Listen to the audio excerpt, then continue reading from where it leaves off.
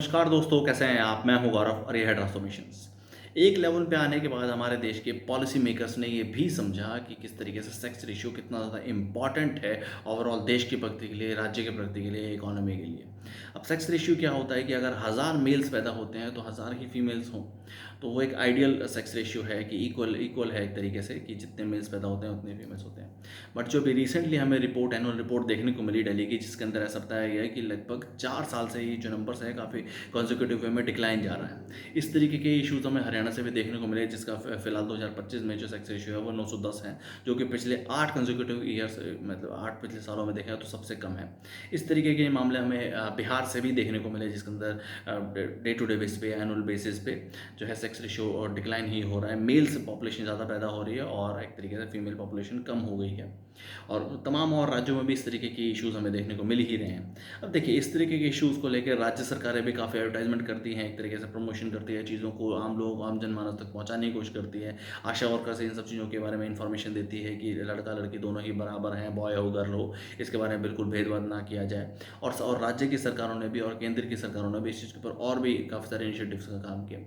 Although जो health care है वो स्टेट का पार्ट है और इसमें राज्य सरकारों ने, ओवरऑल पूरे देश की राज्य सरकारों ने बहुत इंपॉर्टेंट रोल प्ले किए कि किस तरीके से अल्ट्रासाउंड मशीन पे जो पहले जो है लिंग जांच की जाती थी, सेक्स जो जांच कर लिया जाता था, वो उस पे काफ़ी एक तरीके से फोर्सफुली इन सब चीज़ों पे काम किया कि इस तरीके की चीज़ें ना हो। और ओवरऑल सेक्स रेशियो में इसके बाद इम्प्रोवाइजेशन तो है। बट इन सब चीज़ों के बाद हमें ये समझना होगा कि जब सबसे पहले अगर हम अपने आप को इम्प्रूव नहीं करेंगे, अपने व्यक्तित्व को इम्प्रूव नहीं करेंगे और इन्हीं सब चीज़ों में ही लगे रहेंगे, तो ओवरऑल हम कैसे प्रगति कर पाएंगे।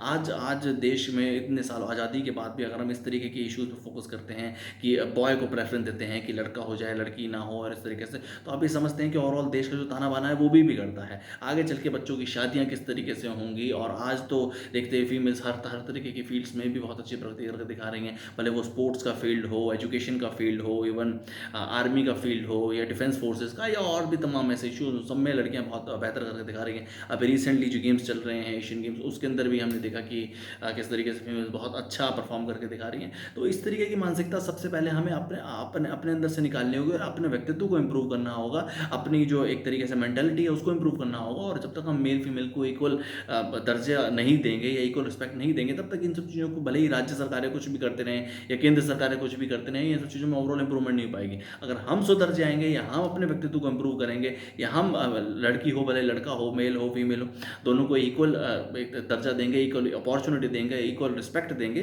तो इन सब चीज़ों की कोई ज़रूरत ही नहीं पड़ेगी और जो समाज है ओवरऑल वो डेवलप करेगा। और इसका हम एग्जांपल दे सकते हैं, जितनी भी डेवलप कंट्रीज़ हैं उन सब चीज़ों में, उन सब देशों में ऐसा कुछ भी नहीं।